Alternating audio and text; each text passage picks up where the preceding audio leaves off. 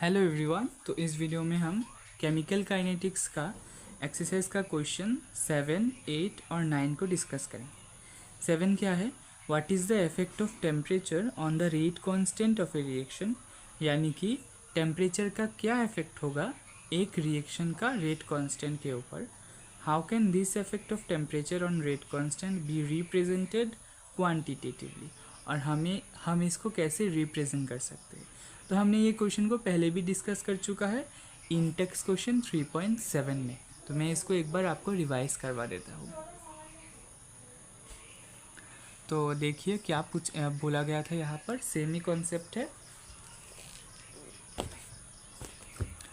जो हमारा rate constant है वो डबल हो जाता है अगर हमारा टेम्परेचर 10 डिग्री से इंक्रीज हुआ है, और हम इसको आर्हेनियस के इक्वेशन के कॉन्सेप्ट से समझ सकते हैं, जहाँ पर रेट कांस्टेंट इक्वल होता है a e⁻ ए होता है हमारा आर्हेनियस कांस्टेंट या फिर स्टेरिक फैक्टर, और हमारा ए होता है एक्टिवेशन एनर्जी।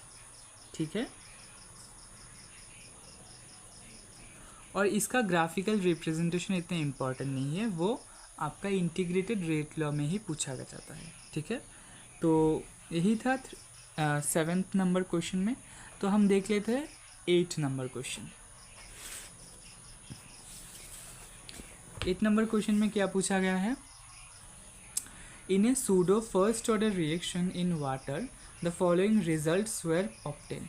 हमारे डिफरेंट टाइम इंटरवल के लिए डिफरेंट कॉन्सेंट्रेशन दिया गया है। कैसे कॉन्सेंट्रेशन डिक्रीज हुआ है, तो हमें निकालना है। Calculate the average rate of reaction between the time interval 30 to 60 second, क्योंकि यहाँ से यहाँ तक का टाइम इंटरवल के बीच रिएक्शन का रेट या फिर एवरेज रेट हमें निकालने के लिए पूछा गया है। बिल्कुल इजी क्वेश्चन है।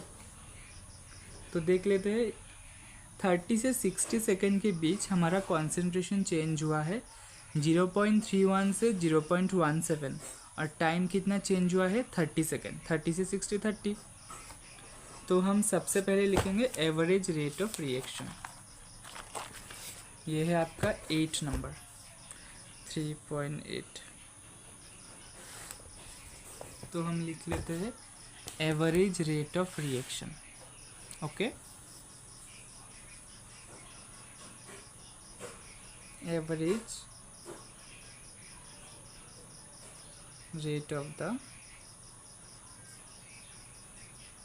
रिएक्शन क्या हो जाएगा? माइनस, क्योंकि हम रिएक्टेंट का कंसंट्रेशन ले रहे हैं तो हम फाइनल का पहले लेंगे, माइनस इनिशियल का बाद में लेंगे, डिवाइडेड बाय क्या होगा 60 माइनस 30। ये भी फाइनल माइनस इनिशियल। ऊपर वाले को खुलते हैं तो माइनस 0.17 माइनस और माइनस मिलकर हो जाएगा प्लस 0.31 डिवाइडेड बाय 30। अच्छा, ये होगा आपका मोलर में, ये होगा आपका सेकंड में। मोलर को हम मोल पर लीटर भी लिख सकते हैं। इसको अगर हमने माइनस कर लिया तो हमारा आएगा 0.14 मोलर और नीचे में 30 सेकंड। और इसको अगर हमने सॉल्व किया तो इसका आंसर आ जाएगा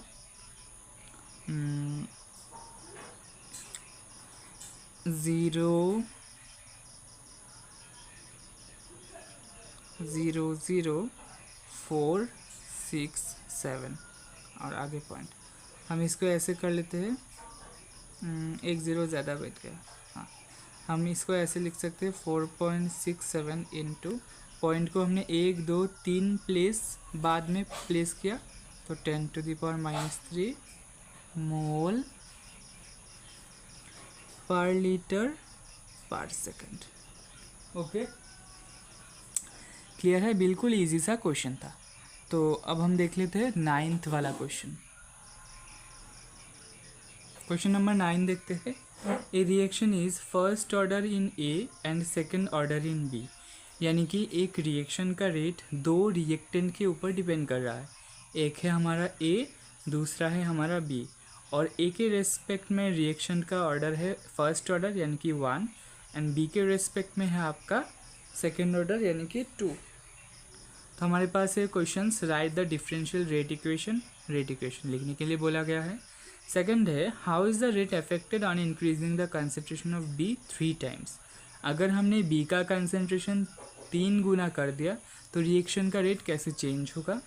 थर्ड पार्ट में पूछा गया है, how is the rate affected when the concentrations of both A and B are double. अगर हमने दोनों का ही कंसंट्रेशन दुगना कर दिया। चलिए करते हैं, ये भी बहुत आसान क्वेश्चन है। सबसे पहले हम क्या करेंगे, रिएक्शन को लिख लेंगे। तो फर्स्ट पार्ट हमारा यही है, डिफरेंशियल रेट इक्वेशन को लिखना। ठीक है, तो डिफरेंशियल रेट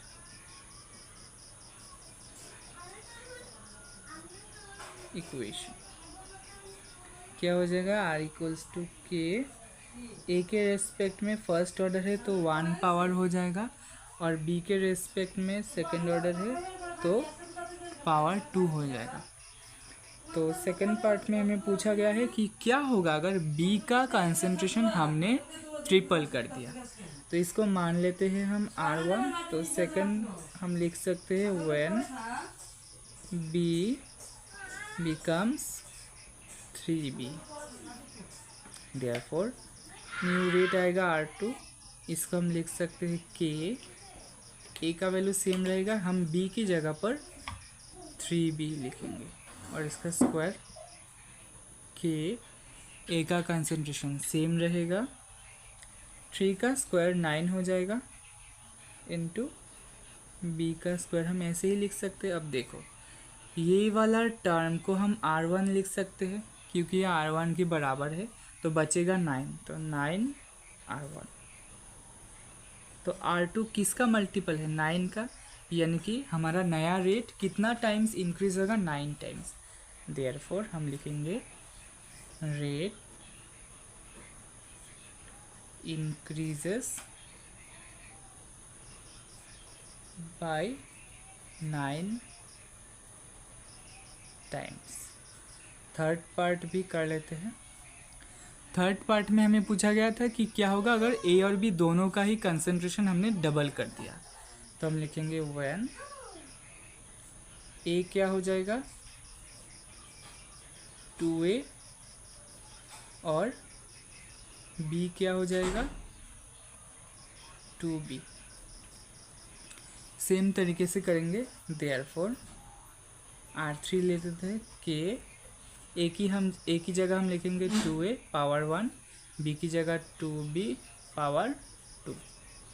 तो K इंटू 2 को हम बाहर भी लिख सकते हैं, कंसंट्रेशन ऑफ A इंटू 2 का स्क्वायर कितना हो जाएगा 4 इंटू कंसंट्रेशन ऑफ B का स्क्वायर, क्योंकि सेकेंड ऑर्डर है B के रेस्पेक्ट में। ओके, 4 और 2 को मल्टीप्लाई कर देंगे तो 8 into K concentration of A concentration of B का स्क्वायर। फिर से अगर हम देखें तो ये वाला पार्ट R1 के बराबर है। ओके, यहाँ पर देख सकते हैं, तो इसकी जगह हम R1 लिख सकते हैं। तो 8 इंटू R1 हो जाएगा, यानी कि हमारा थर्ड रेट पहले रेट से 8 गुना इंक्रीज हो जाएगा। तो हम लिखेंगे therefore rate increases by 8 times. Okay, I think आपको ये क्वेश्चन अच्छे से समझ में आया होगा। मिलते हैं नेक्स्ट वीडियो में। हम नेक्स्ट वीडियो में 10th, 11th और 12th क्वेश्चन को सॉल्व करेंगे। ठीक है, तब तक के लिए थैंक यू फॉर वॉचिंग।